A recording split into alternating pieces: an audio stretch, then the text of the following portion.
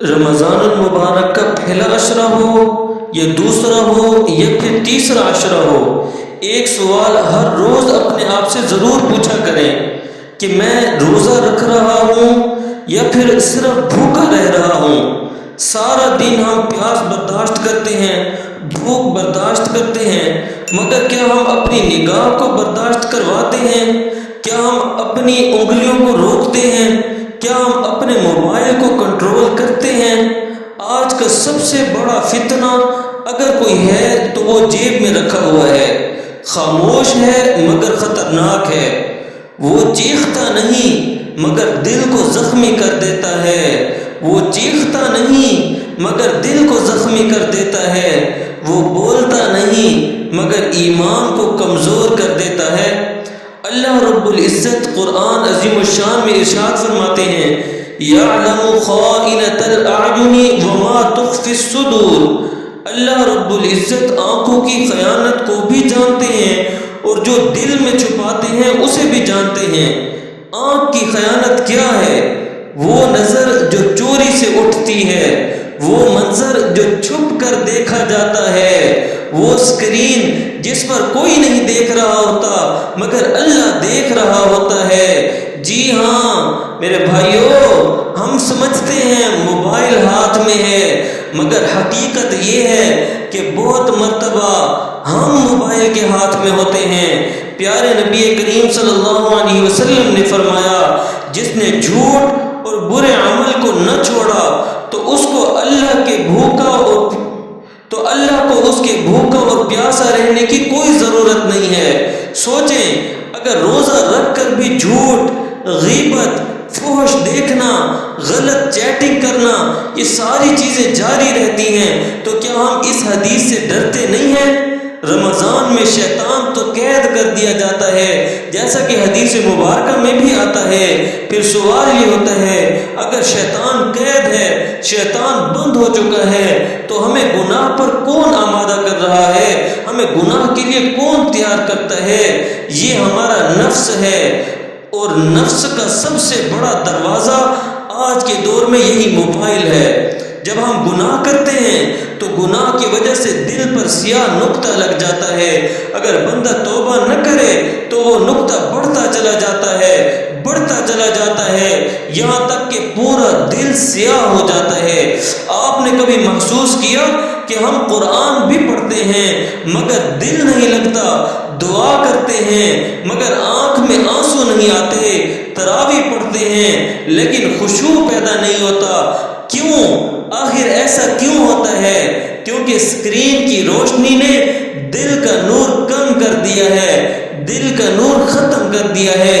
ایک بزرگ کے پاس ایک نوجوان آیا، آ کر عرض کرنے لگا، حضرت دل بے چین ہے، سکون نہیں ملتا، حالانکہ روزہ بھی رکھتا ہوں، نماز بھی پڑھتا ہوں، دعائیں بھی مانگتا ہوں۔ بزرگ نے اس نوجوان سے ایک سوال پوچھا، بیٹا سونے سے پہلے کیا دیکھتے ہو؟ وہ نوجوان یہ سوال سن کر خاموش سا رہ گیا، کوئی جواب دے نہ سکا۔ جی ہاں میرے بھائیوں، بہت مرتبہ ہماری بے چینی کی وجہ یہ ہوتی ہے کہ ہم گناہ نہیں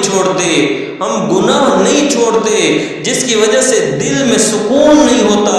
اللہ رب العزت سورۃ النور میں حکم دیتے ہیں کہ مومن مردوں سے کہہ دیجئے کہ اپنی نگاہیں نیچی رکھیں۔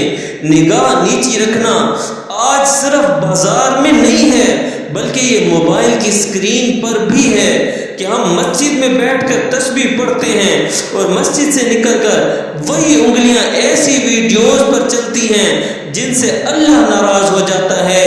یہ کیسا روزہ ہے؟ ہم نے روزہ تو رکھا ہے مگر یہ بھی تو دیکھیں کہ نگاہوں نے کہاں جا کے افطار کیا ہے۔ دل کو پاکیزہ بنانا ہے تو سکرین بھی بچاؤ، دل کو پاکیزہ بنانا ہے تو سکرین بھی بچاؤ۔ نور رمضان کو ہم نے ہی برباد کیا ہے۔ میرے بھائیوں، موبائل بذات خود گناہ نہیں ہے، یہ تو صرف آلہ ہے، یہ تو ایک مشین ہے، اسی موبائل سے قرآن بھی سنا جا سکتا ہے، اسی موبائل سے صدقہ بھی کیا جا سکتا ہے، اسی موبائل سے علم بھی سیکھا جا سکتا ہے۔ لیکن اگر یہی موبائل ہمیں فحش، غیبت، فضولیات، وقت کے ضیاع اور گناہ کی طرف لے جاتا ہے تو پھر یہی موبائل ہمارے روزے کا دشمن بن جاتا ہے، ہمارے رمضان المبارک کا دشمن بن جاتا ہے، یہی موبائل پھر ہماری عبادت کا بھی دشمن بن جاتا ہے۔ قیامت کے دن ہمارے اعضاء گواہی دیں گے۔ قرآن عظیم الشان میں آیا ہے کہ ہاتھ بھی بول رہے ہوں گے، پاؤں بھی بولیں گے۔ سوچیں یہ انگلیاں کیا گواہی دیں گی، یہ آنکھیں کیا کہیں گی، کیا کہیں گی؟ یا اللہ اس نے ہمیں قرآن دیکھنے میں استعمال کیا تھا، یا پھر یہ کہیں گی کہ یا اللہ اس نے ہمیں حرام دیکھنے میں استعمال کیا تھا۔ آج فیصلہ کرنا ہے، آج فیصلہ کریں۔ کیا پتہ یہ رمضان المبارک آخری ہو، کیا پتہ اگلی مرتبہ رمضان المبارک ہمیں قبر میں نصیب ہو، کیا پتہ آج کی ایک سچی توبہ ہماری تقدیر بدل دے۔ آئیں آج وعدہ کریں، آج عہد کریں، صرف باتوں باتوں میں نہیں بلکہ عملی عہد کریں کہ آج سے فحش مواد مکمل طور پر بند، آج سے فضول موبائل چلانا مکمل طور پر بند کر دیں گے، آج سے غلط چیٹنگ کرنا مکمل طور پر بند کر دیں گے، رات کو سونے سے پہلے موبائل کا غلط استعمال آج سے بند کر دیں گے، اور موبائل کا استعمال صرف ضرورت اور نیکی کے کام کے لیے کریں گے۔ 3 دن کا چیلنج ہے، صرف 3 دن کا چیلنج قبول کریں، 3 دن اپنے آپ کو ان بری چیزوں سے روک لیں تو انشاءاللہ آگے کا راستہ آسان ہو جائے گا۔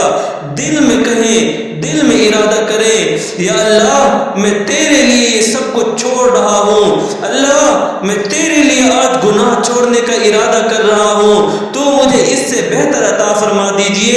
یاد رکھیں جو بندہ اللہ کے لیے چھوڑتا ہے، جو بندہ اللہ کے لیے کسی چیز کو چھوڑ دیتا ہے، اللہ تعالیٰ پھر اس کو اس سے بہتر عطا فرما دیتے ہیں۔ اللہ تعالیٰ ہمیں ایسا روزہ نصیب فرمائے جو صرف بھوک کا روزہ نہ ہو بلکہ وہ آنکھوں کا بھی روزہ ہو، وہ کانوں